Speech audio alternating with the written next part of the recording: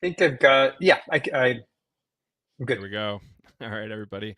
Thanks for being here today.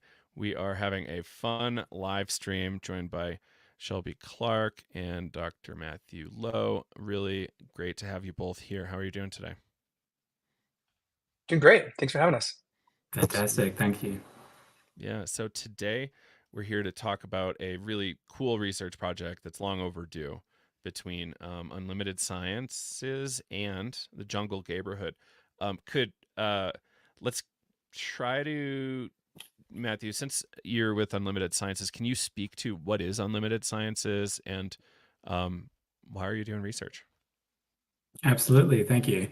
So Unlimited Sciences was formed in 2018 as an education and research nonprofit organization for psychedelics. So initially, we began our exploration with psychedelics through a collaboration with Johns Hopkins University, where we have since created the largest naturalistic psilocybin study in the world. Naturalistic is the use of psychedelics outside of a clinical research laboratory. So beyond that, we've worked on a number of other studies, including exploring work with ayahuasca in other underrepresented groups, such as Middle Eastern and North African individuals. And we also just launched the Psychedelic Info Line, which is a toll-free psychedelic education line for anyone looking to learn more about psychedelics. That's outstanding. Um, and Shelby, what can you tell us about the Jungle Gayborhood? Yeah, so the Jungle Gayborhood was created to be a safe place for the LGBT community to come together to do personal growth, reflection, and expansion. So this was really the product of me having a lot of really beautiful experiences of healing and growth, starting with yoga teacher training, continuing through meditation retreats and ayahuasca and other psilocybin, other types of plant medicine. And for me personally, I'm a member of the LGBT community, and growing up gay was a really challenging thing for me. And a lot of the work that I was doing was to heal was to heal that trauma of having a part of myself that I couldn't accept. And so going and doing this work in these in these other spaces, it's they were always very safe and welcoming, and it was difficult for me to really dive into that deepest trauma. And so what we've done is created a space really tailored for the LGBT community. So you can be in a community of other people who have a similar experience to you. Everybody's path is different and unique, and sometimes being in a container of other people who may understand about some of the difficulty or trauma that you've experienced, can be an incredibly healing experience, and that's very much has been what our experience has been. So happy to talk more about it, but yeah, we've created a beautiful bamboo wonderland down in the jungle of Costa Rica, and host all sorts of different types of healing experiences, retreats. And we're very honored to be hosting a ayahuasca retreat coming up July 7th through the 14th. And during that, we will be sponsoring a study that Unlimited Sciences will be hosting. So, maybe that might be a good opportunity for Matthew to tell you a little more. I can drop a link to the retreat in the chat here, so I'm not sure if people can see it, but Yeah, and I'll try to this share is that this around on is all the platforms. okay. Great. Yeah, Matthew, could you talk a little bit more about the research and what's trying to be studied there? I'd love to. So 2 years ago, Unlimited Sciences, we examined a group of Middle Eastern and North African individuals undergoing an ayahuasca retreat. And what we did in this study is we used a prospective naturalistic approach. So prospective means we recorded at multiple different time points, including before the experience and after the experience over several months, so we could examine health outcomes related to these individuals and their use of ayahuasca. This was a particularly big project for us because there had been no work in a similar variety in this particular community of Middle Eastern and North African immigrants and refugees. And we wanted to raise awareness and education about the possible benefits and risks of using psychedelic therapy for particularly vulnerable groups. So this study is really in a similar variety close to our hearts in terms of getting back at the issue of underrepresentation in the psychedelic community. And I wanted to start that off with a quote by author Stephanie Desrochers. "It is a queer thing that the queerness of psychedelics remains mostly unexamined as psychedelics reemerge into popular culture and mainstream discourse. Psychedelics are arguably queer in every imaginable sense of the word." So psychedelics in the queer community have a complicated history. While the LGBTQIA+ community has high rates of substance use, there are almost no quantitative studies exploring the intersectionality of psychedelics with queer experiences and perspectives. Furthermore, historically, psychedelics have been used to oppress the queer community through practices of conversion therapy using psychedelic substances. And I want to point out here a few prominent leaders. For example, Timothy Leary in 1966, in a now famous interview, wrote that LSD is a specific cure for homosexuality. An LSD session that does not involve an ultimate merging with the person of the opposite sex isn't really complete. It's well known that most sexual perversions are the result not of biological binds, but of freaky, dislocating childhood experiences. Here, Leary was referring to conversion therapy, or using psychedelics for conversion therapy, a term referring to medicalized practices aimed to eliminate same-gender sexual desires and actions.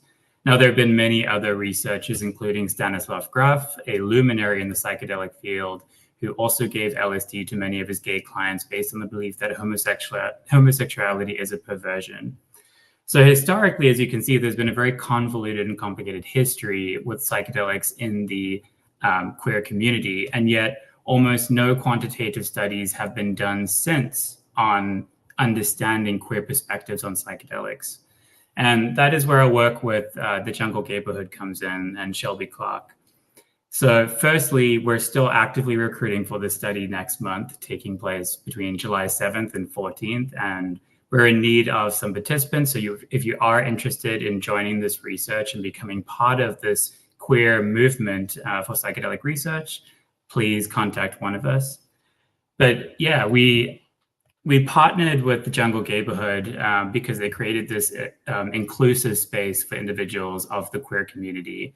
And this really spoke to us in terms of creating an atmosphere where queer individuals could undergo a psychedelic experience and explore common trauma based on that community. As many gay individuals experience, including myself, people in the queer community have experienced collective trauma from a number of different perspectives. There's been a lot of stigmatization over the past few decades, and still that collective trauma exists to this day. There are very few safe spaces in the psychedelic community, specifically to undergo these types of intense experiences and healing journeys that allow for this kind of community-based healing to take place. And so it was really important for us to have that voice heard. And that was really the genesis for the study in the first place. Appreciate that. Thank you. Yeah, I think it's wildly important that we study this stuff endlessly, really. There's so much left to dig into here.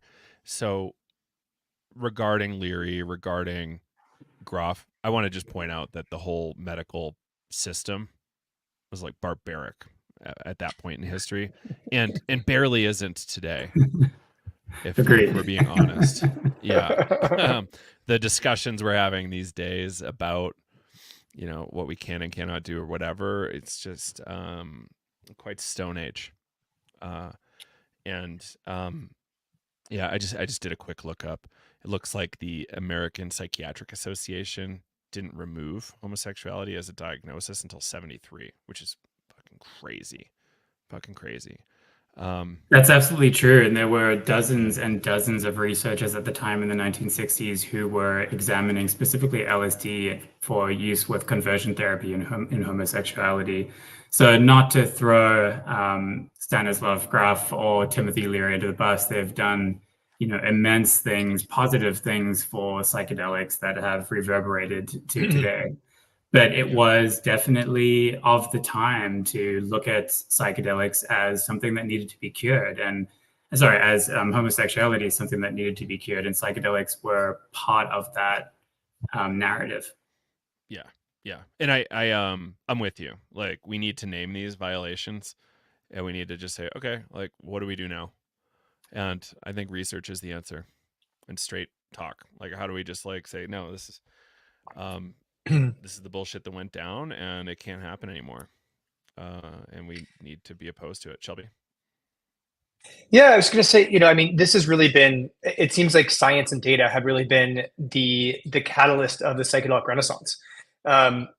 So for those that don't know, psychedelics had this, huge boom in the 60s, 50s and 60s, and, into the 70s, through some of these times that we were just discussing with these, really influential researchers. And then the war on drugs came and everything, the door was slammed shut. And it wasn't for decades of painstaking research of people who knew personally of the value, the potential of these medicines, and so it was science that brought these back. Incredible work by Rick Doblin and the incredible people at MAPS, the Multidisciplinary Association for Psychedelic Studies, have done great work bringing MDMA through. They're currently bringing MDMA through the FDA to treat PTSD. It's another topic we can maybe talk about in a minute. But it's really been leaning into the research. It's really been leaning into, looking at the data that shows that, no, wait a minute, these are not Schedule III drugs that have absolutely no clinical value to them. These can be among the most powerful substances that we know to heal trauma, to heal mental illness, and also help to spark well-being and allowing people to step into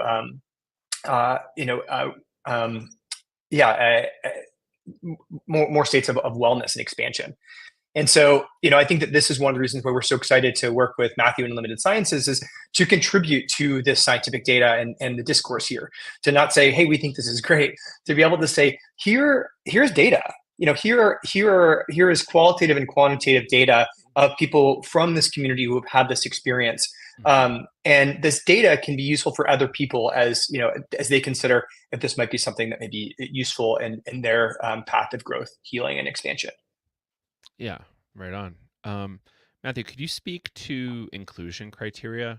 Like, who are you looking for to participate?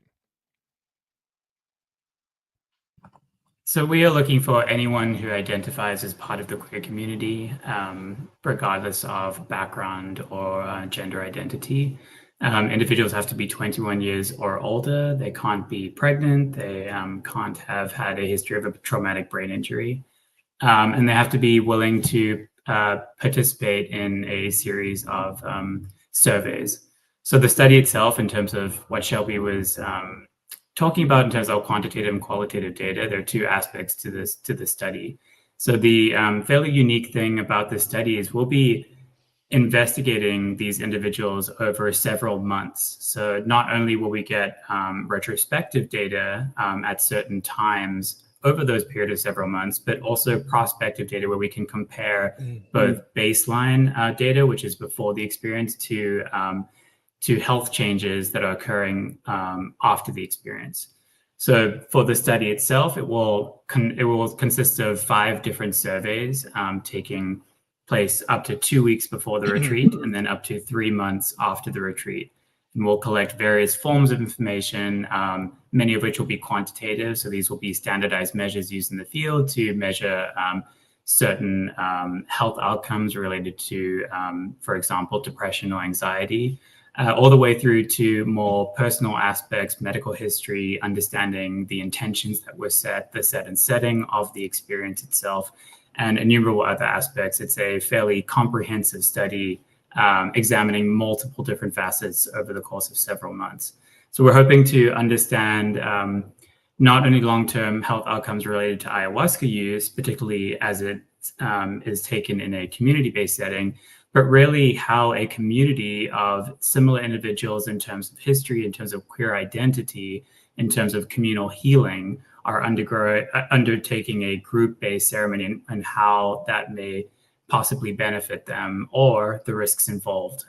So we obviously focus on both looking at the negative and positive experiences to understand not only the possible benefits that we could find, but also any risk factors that we can determine through the experience.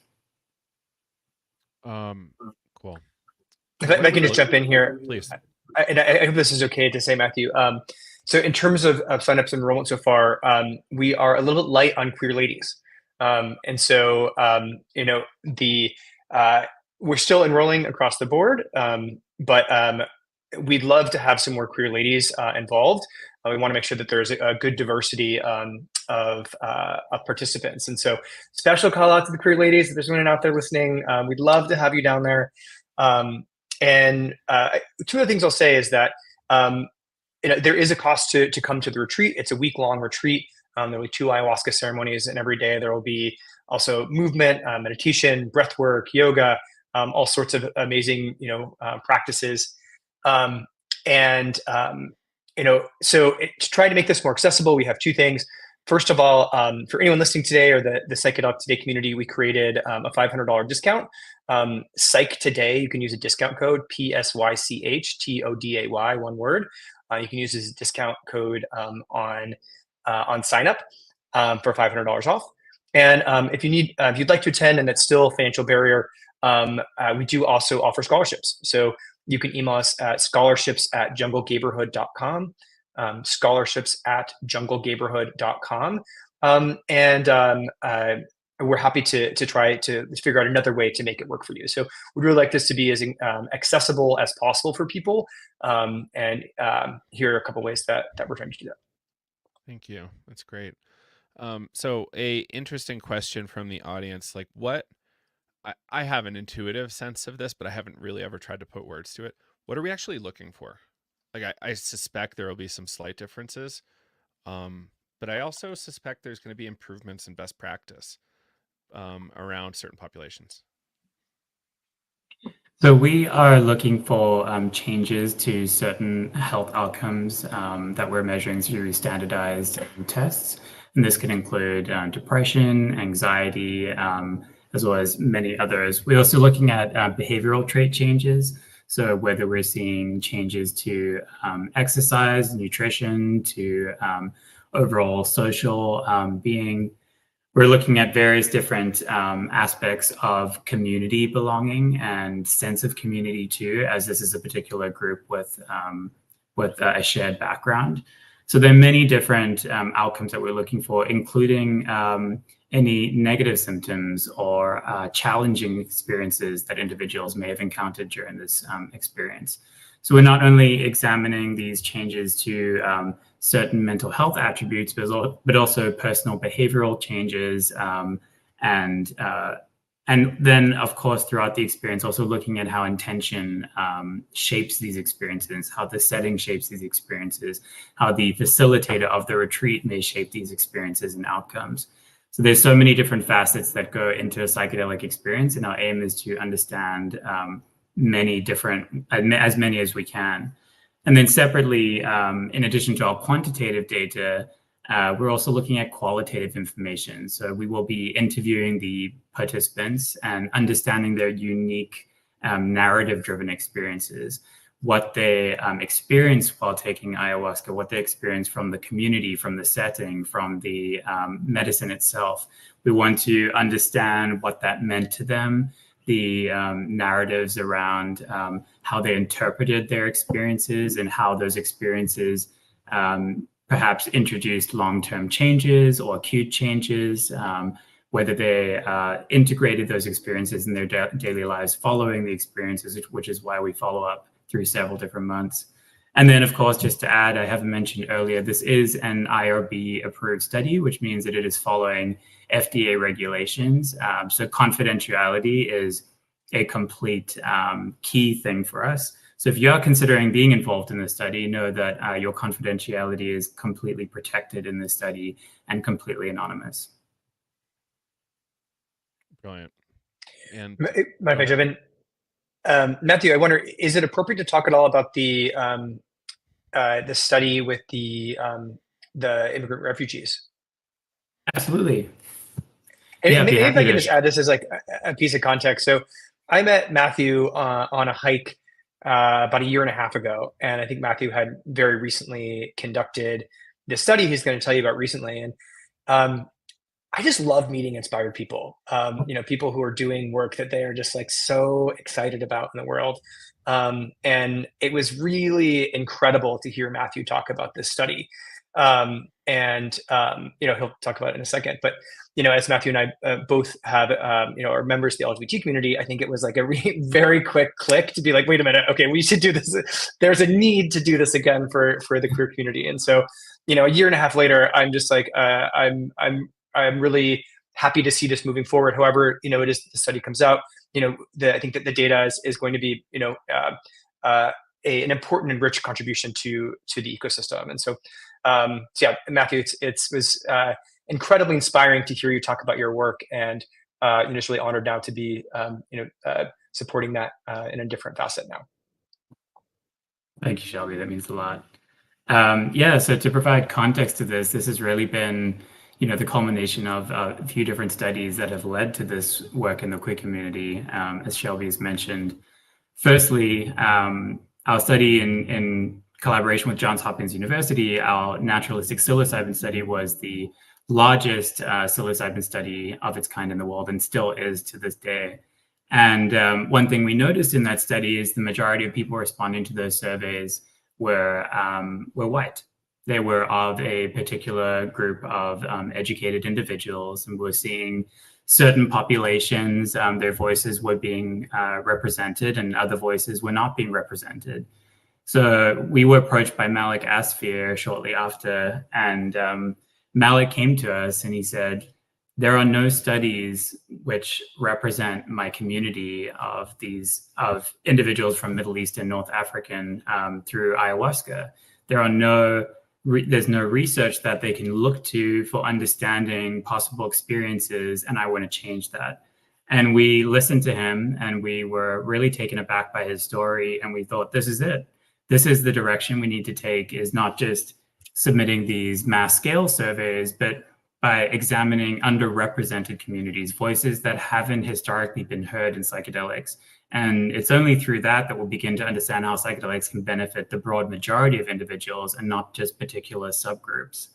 So that study really took place 2 years ago amongst a group of mostly female Middle Eastern and North African refugees and immigrants. And we found some incredible results. It was a prospective study which examined health outcomes over several months, both before and after the experience of a group-based ayahuasca retreat. And the results were quite astounding. Almost every individual had a positive experience through their ayahuasca. Many talked about the experience leading to a positive outcome through the community through which it occurred, having that sense of shared space of providing a safe space for individuals to process trauma and difficulties associated with their immigration and refugee status, and the background that brings socioeconomic and political environment of what they were going through. And we found reductions in depression and anxiety. We found long-term changes in positive health outcome related to better diets, improved exercise, better understanding of oneself. And throughout the course of the study, we also gathered qualitative information on the narrative experiences of this. And it helped us to understand how ayahuasca was facilitating this healing period of these individuals really processing a lot of trauma that they had experienced, and the processing the shame, and really just diving deep into these experiences. And two of the important health outcomes we found was a reduction in shame and a significant increase in scores of self-compassion, two areas which we believe really facilitate our journey through processing trauma and recovering through mental health. So when I came across Shelby a year and a half ago, and he mentioned the Jungle Gayborhood and what that represented, As a gay man myself, I thought this is a perfect opportunity to dive into the queer community and to do what we studied in the Middle Eastern and North African individual community and take that into the queer space. So the study itself is very similarly structured to what we've previously done, which is fantastic because we have built an ecosystem around how to do this these kinds of experiments, which we've been running now since 2018. And of course, this is a unique study, so we're adding a number of unique components to the study that are specifically catered to the gay community. But in and of itself, it will be a similar investigation over a period of several months looking at different health outcomes. And as far as Unlimited Sciences is concerned, these kinds of studies are immensely important to really understand the greater voices of the psychedelic community, which simply aren't being represented in current research. Over 99% of use cases of psychedelics are occurring naturalistically outside of clinical research settings. And yet almost all research is done in a controlled environment, often using synthetic derivatives of these medicines. So we simply don't understand the breadth of experiences of individuals, of different communities, of how these substances are being used in the real world.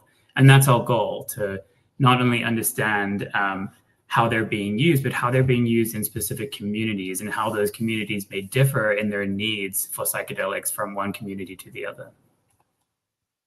Right on. So I'm seeing a tremendous set of opportunities here where well-structured research actually can now make more possible and likely to happen other research, right? Like it sounds like you're doing kind of a foundation building. Absolutely. Right. How do you see that playing out?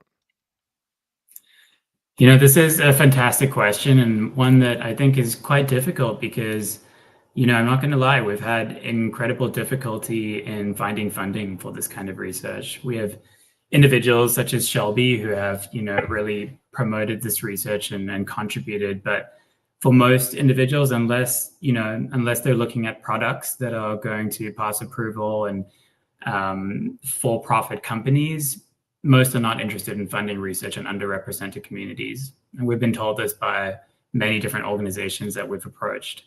And it's just a challenging atmosphere in research right now. And we talked about the past in terms of Stanislav Grof and Timothy Leary and their involvement in conversion therapy.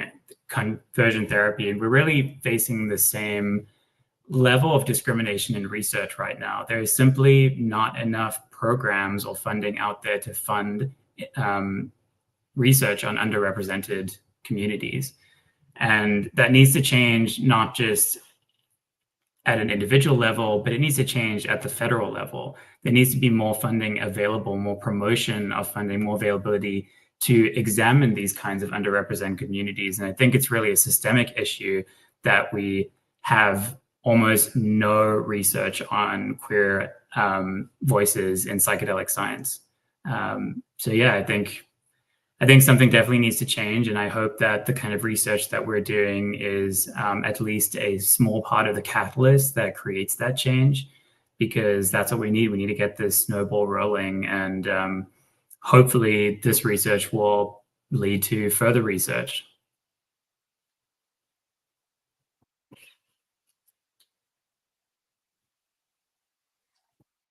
Josh, I think you're muted.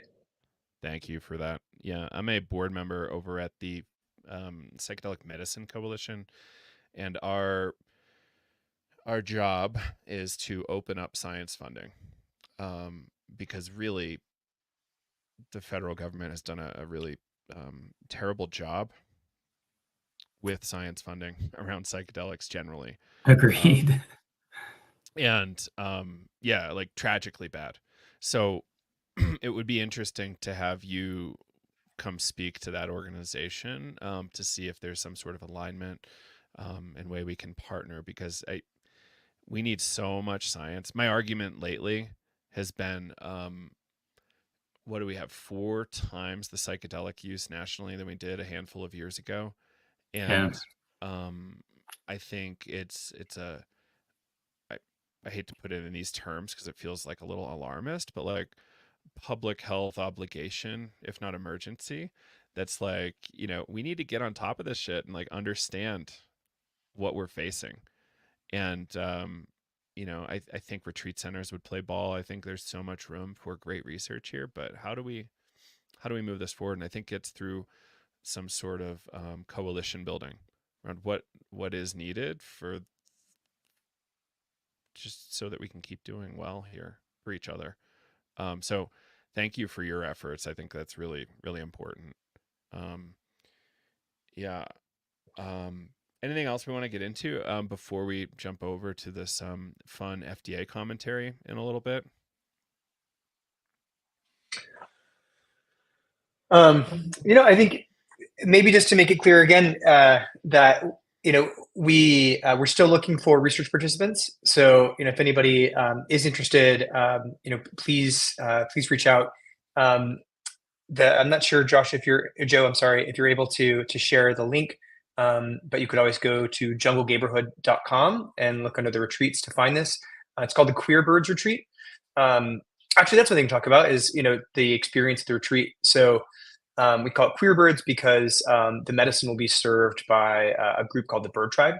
The Bird Tribe is a group out of Southern California.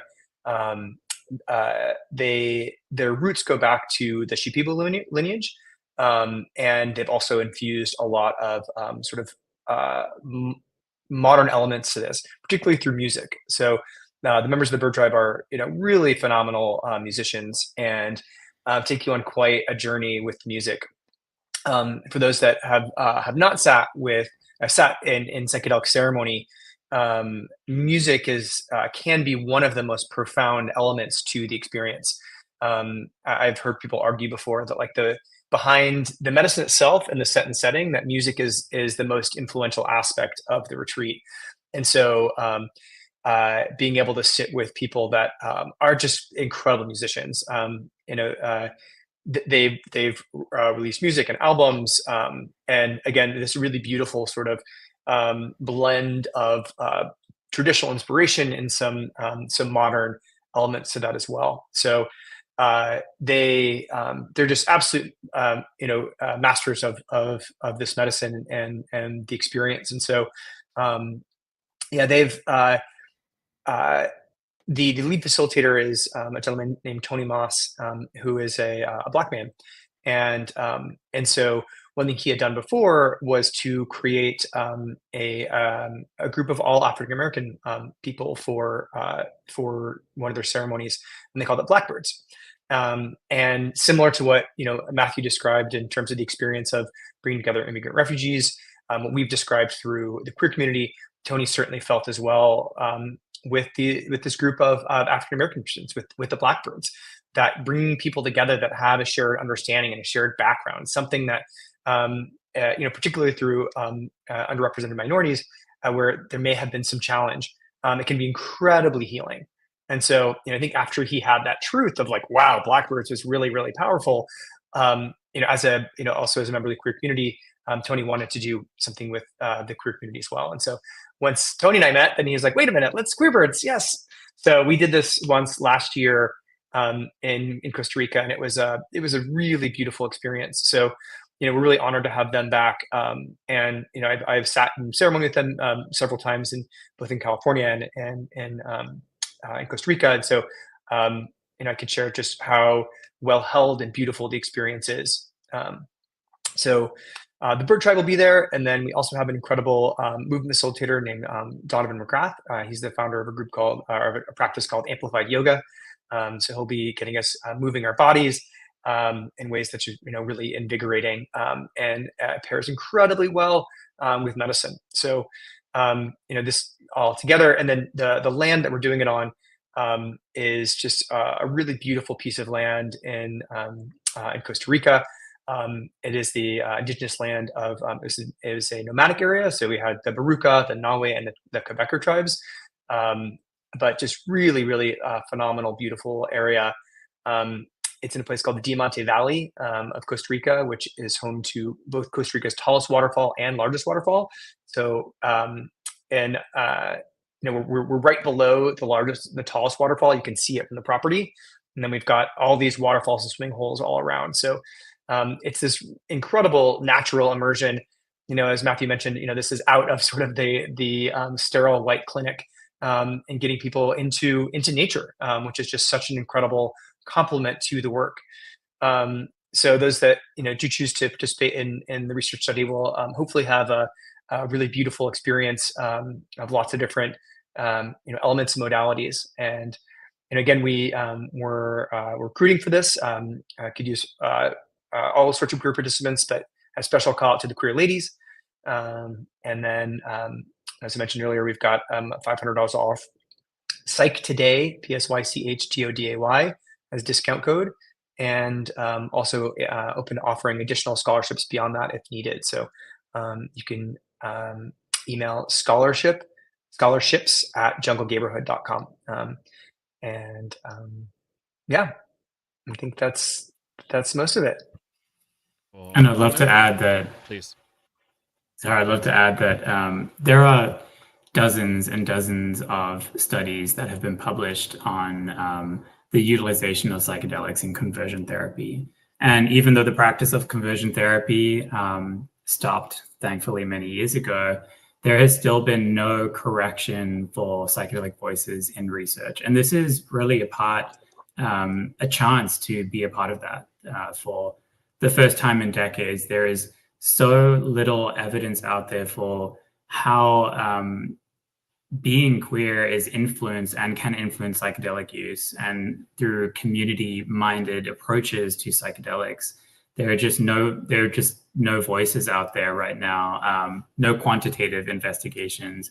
And this is really the opportunity to be a part of that change, to be a part of one of the very few studies on psychedelics and queer individuals. So if the retreat sounds good to you and Costa Rica sounds like a fun place to be, that's great. But this also is literally, this is an opportunity to change history in terms of what we know about the queer community in psychedelics. And I also really encourage people to think about that and think about being a part of that change.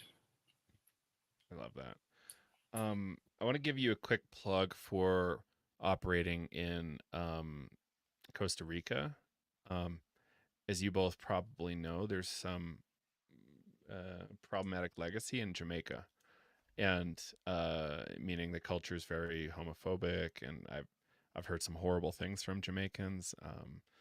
One of my gay friends just was not okay ever coming with us to Jamaica when we were doing stuff there, and I don't know. Could you speak to that kind of like dynamic and how comfortable Costa Rica feels? Absolutely. So I think a really important part of the context of Costa Rica is that when the country was founded in the 30s, I believe, the president abolished the military and took all of the money that was being spent in the military and invested it in universal healthcare and education. So as an American, that is just mind-blowing. That is just mind-blowing to consider the idea of, like, in America, we spend more in the military than literally everything else combined. Like, literally more than literally everything else combined. I mean, like, it's such a massive amount. Like, and so to take all of that money and invest it in universal healthcare and education is just like, it's hard to like downplay how significant that is. Like, when nobody is being traumatized by war, and there's also like a baseline of health and prosperity amidst one of the most naturally rich places in the world. Like, there is this vibration of resilience, of vitality. So like the cultural slogan down there is Pura Vida, pure life. And if you go down there, you'll see it everywhere. It's on the t-shirts, it's on the thing, but it's like, that is the culture. It is the greeting for everything. You see somebody Pura Vida, you say, thank you, Pura Vida. Like, it's not just like a slogan on a t-shirt. It is the life. It is a vibration. It is a way of life. And it is meaningful. like it is so meaningful to have this. And to like to come down into this vibration of life thriving. Like I can't stress how important that is these days. You know, when like it feels like a lot of the world is sort of on fire, like to step into a place where it's just like, you know, like nature is thriving, the water is clean, like the plants are like abundant. And the locals, they're like, they're generally pretty happy. They're generally pretty healthy, you know? And to step into that environment is incredibly healing. And so to have that as the backdrop for this work is so important. And you know, and to speak a little about the LGBT culture, you know, there's gay marriage that's legal in Costa Rica, and you know, it is a Catholic country, and so there is, you know, that history and that backdrop. But it's also a very like open, progressive culture. You know, it's Pride Month, and Pride in Costa Rica is coming up just before this. It's the last weekend in June, and the Pride celebration is massive. Like the main streets are closed down, and hundreds of thousands of people come out in support. And so, you know, I mean, I think it's a place that you know, people can certainly feel safe, you know, as queer people, but also just like the Pura Vida vibe. Like I just, you know, the richness of the nature. I just can't stress how healing that is in and of itself. Mm, yeah, I love that. Matthew, anything to add there?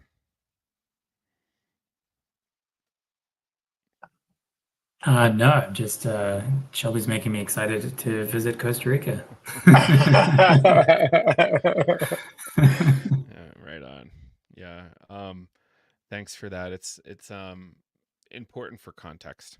And I really do hope people spread the word here so you all can have a gigantic, maybe oversubscribed research project so you can get even more research done in the Awesome. near future.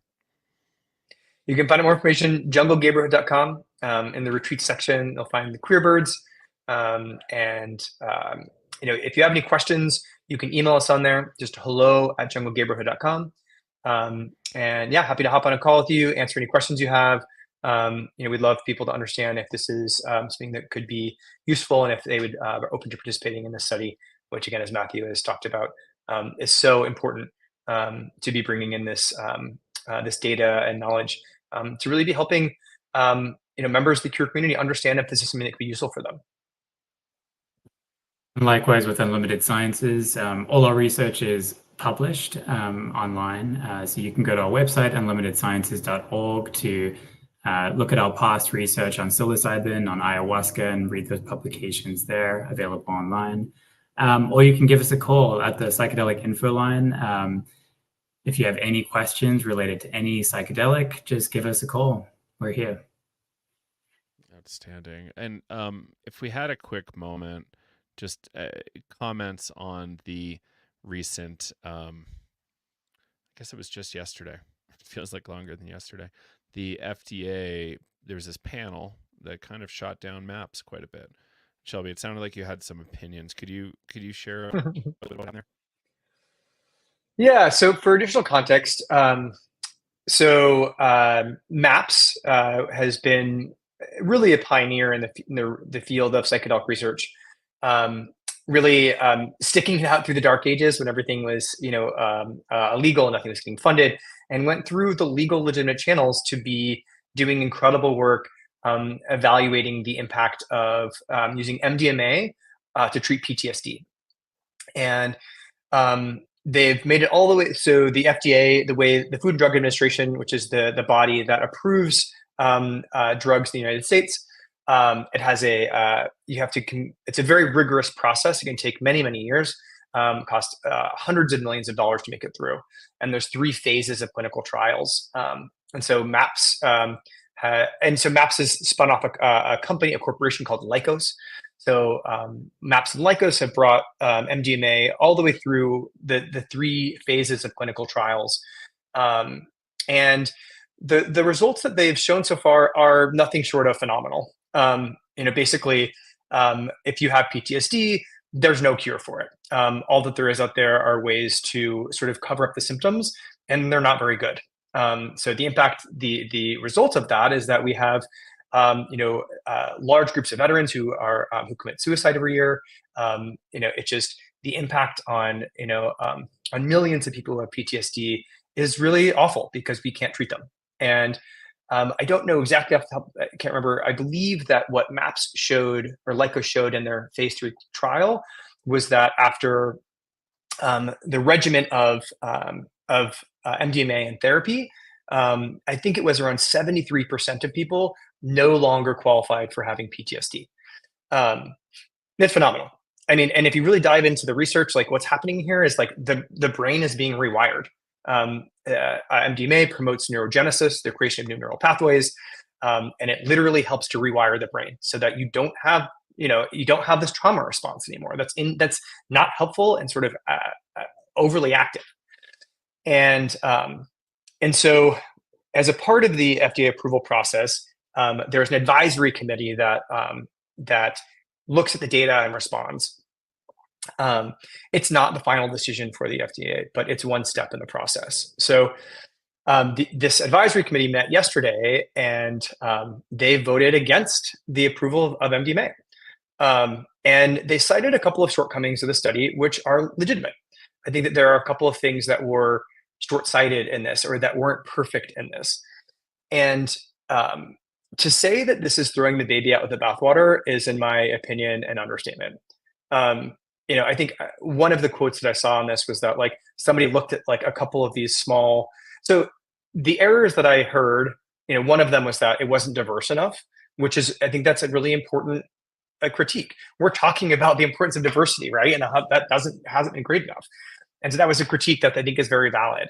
There was another, critique around the placebo-controlled study. So like basically the gold standard of studies is to be giving somebody a drug and somebody not a drug. You have a control group and you have an experimental group. And so, but it's really hard with psychedelics. Like if somebody knows if they get a sugar pill, and so it's like this is just a limitation to the entire industry. And so, one of the responses from a person on this panel was like, look, I'm not convinced at all at the therapeutic benefit of this. And my response is like, what? Like, this is an injustice to like anybody out there in the world that has PTSD. Like to look at this and say that this is not a massive improvement over the standard of care is an injustice. And it's, I think that it's very, very challenging to see. I hope that this is not what the FDA finally rules, because I think that this isn't looking at the science, and it's really concerning. I'm with you on that. I think it's also important to add that, the panel said that approving MDMA might stifle developments of other PTSD treatments. And yet there has not been a PTSD treatment in 25 years, a new PTSD treatment. So to stifle something that clearly has substantial effects, substantial positive benefits to these individuals is mind-numbing. Mm-hmm. Yeah. I think the next best treatment is Lexapro by drug alone, which isn't super great.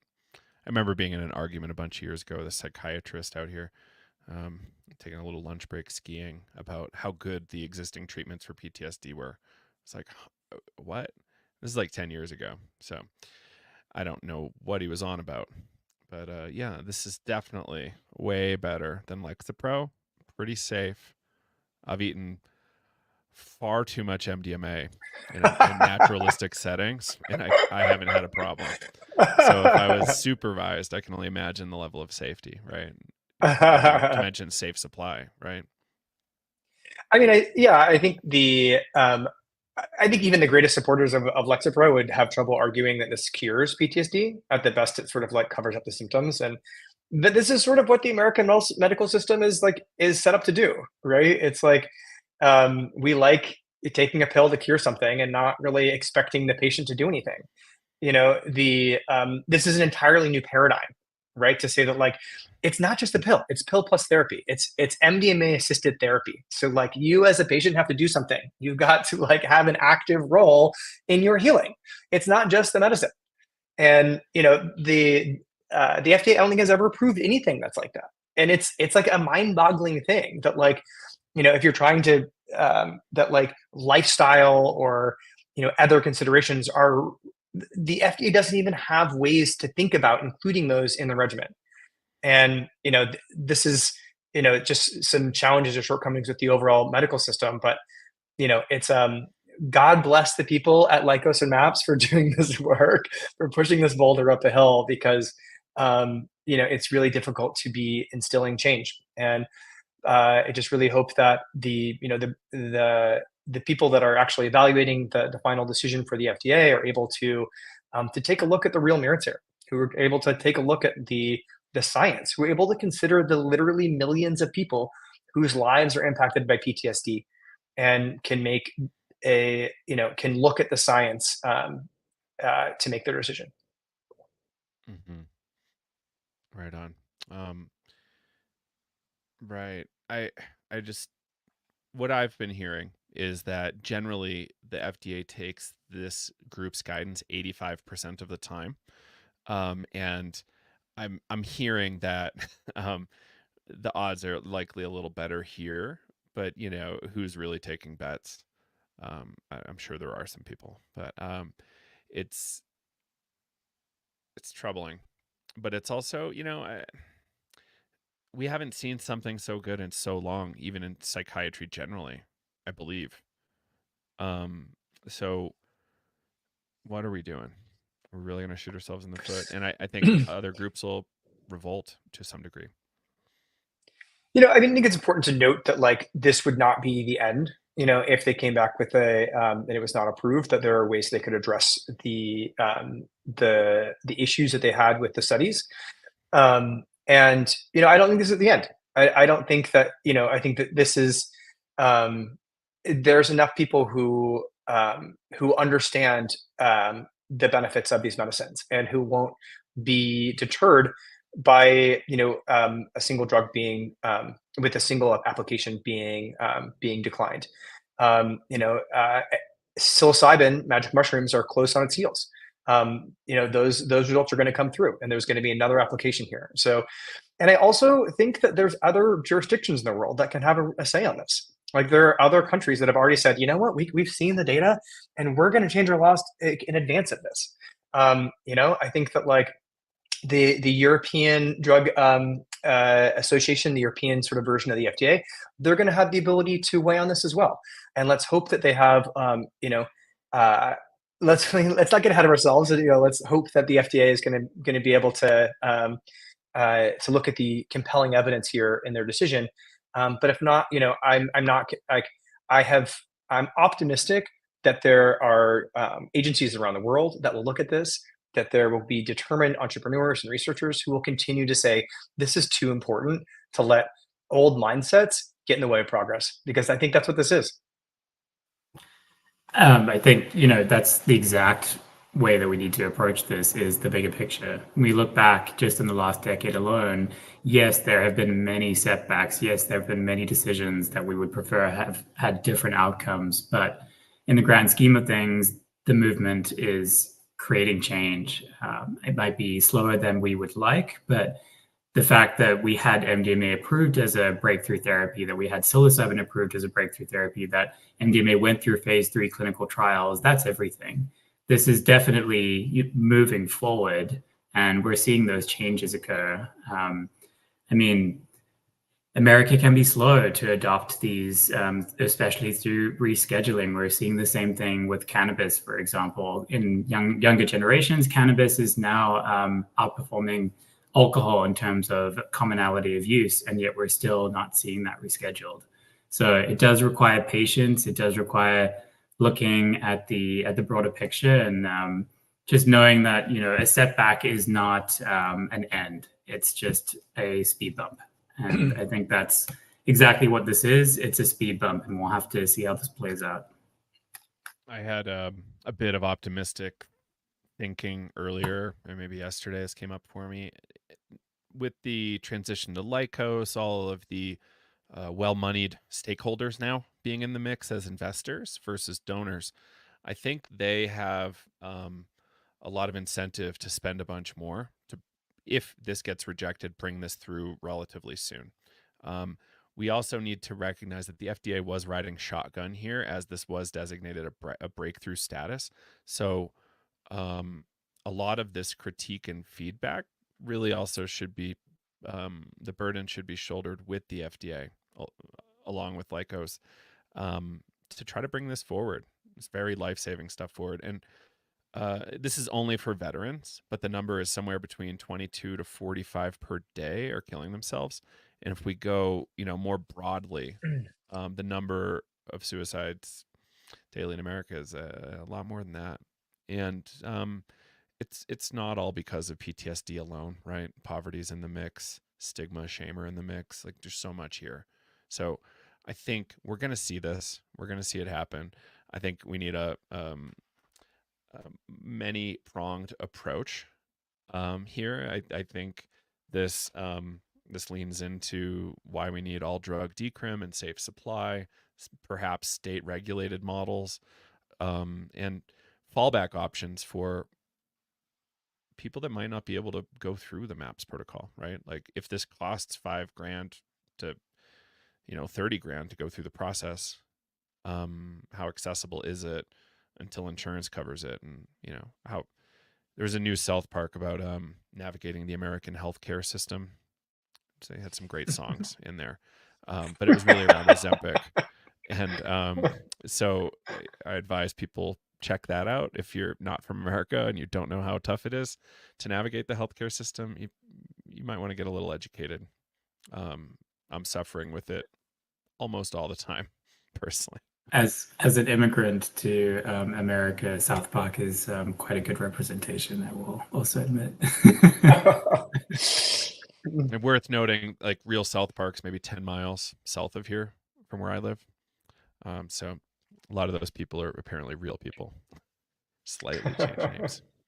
Anyway, anything else we want to make sure we point out? We've got the psychedelic info line here. The number's at the bottom of the screen for folks. You can find it at Unlimited Sciences. JungleGayborhood.com is a place you can find out about this retreat and the research a little bit more. I assume the inclusion criteria are on the page for the study? Yes. Yeah, there's a link to more information on the study as well. All right, amazing. And what's the hoped sample size? We're aiming for between 15 and 25 individuals. I would love for you to get 25. I think that's really important. Us too. Amazing. All right. Well, Shelby and Matthew, thank you so much. I hope we can do this again. I want to stay informed as to your progress and see how we can support further. So thanks for your help. Absolutely. Thanks, Joe. Thanks so much. Appreciate it. Bye.